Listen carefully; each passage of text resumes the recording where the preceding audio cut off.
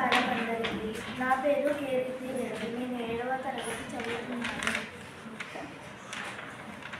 నా పేరు అపర్ణ కన్నయ్య. నేను 7వ తరగతి చదువుతున్నాను.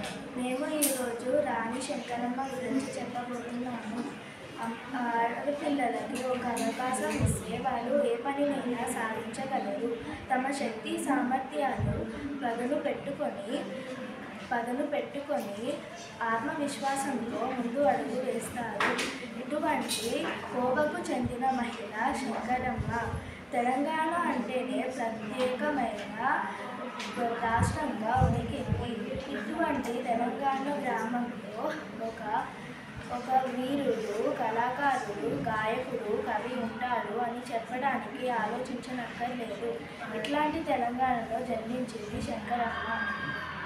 రాణి శంకరమ్మ సంగారెడ్డి దగ్గర ఉన్న గౌడిచెర్లలో జన్మించింది. సంగారెడ్డి రాజమ్మ దంపతులకు జన్మించింది. ఈమె 1702లో జన్మించింది.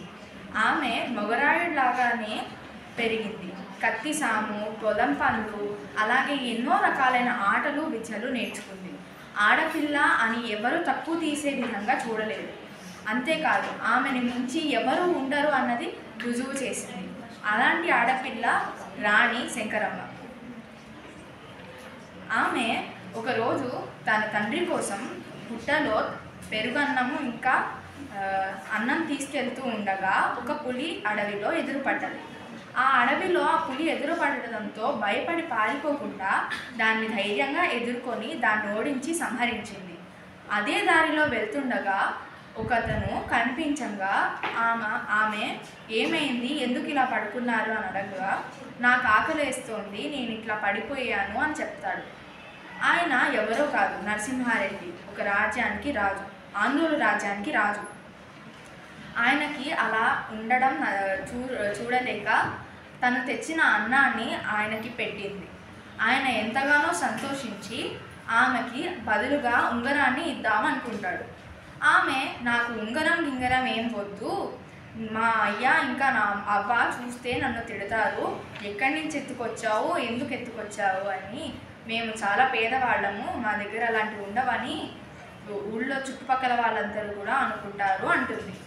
సరే అని చెప్పి ఆమె ఉరుకు పెట్టుకొని వెళ్ళిపోతుంది.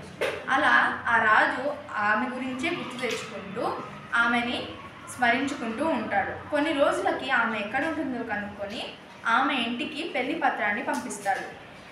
అలాగే చాలా సంతోషించి ఆ వేడుకని అంగీకరిస్తారు, ఆ పెళ్లి పత్రాన్ని అంగీకరిస్తారు వాళ్ళు. అప్పుడు రాణి శంకరమ్మ ఇంకా రాజు నరసింహారెడ్డికి ఎంతో ఘనంగా పెళ్లి జరుగుతుంది. ఇలా పెళ్లి జరిగిన కొద్ది రోజులకే చాలా ఘనంగా వేడుకలు జరుపుకోగా రాజు సోదరులు చాలా ఈర్షతో వాళ్ళని దొంగ తీయాలని చూశారు. దొంగ దెబ్బ తీయడం కోసం అందరి దగ్గర నుంచి పన్నులు ఇంకా అన్ని శిస్తులు తీసుకున్నారు. అలా చేయడం వల్ల రాజుకి చాలా నష్టం వచ్చింది కొన్ని రోజులకి. అయితే ఇలా జరిగింది. అలాగే ఆయన సోదరులు విషప్రయోగం చేసి ఆ రాజును చంపేశారు. శంకరమ్మ కళ్ళలో సముద్రం నింపుకున్నది. అయినా కానీ తను తన ప్రజల కోసం ఎంతో మంచి పనులు చేసింది. ఒకసారి తను తన ప్రజలకి పన్నులు ఎక్కువ అయ్యి బాధపడుతుంటే తన భర్తకు చెప్పి కూడా ప్రజలకి పన్నులు లేకుండా బాధ పెట్టకుండా చూసుకున్నది. ఇలాంటి శంకరమ్మ మంచి పనులు చేసి తన ప్రజలలో మంచి గొప్పదనం, గొప్ప మనసుని పేరు తెచ్చుకున్నది. ఇప్పటికీ పల్లెటూళ్ళలో బతుకమ్మ పాటలలో, కథలలో పల్లెటూళ్ళ వాళ్ళు ఈ శంకరమ్మ గురించి గొప్పగా చెప్పుకుంటూ ఉంటారు. ధన్యవాదాలు.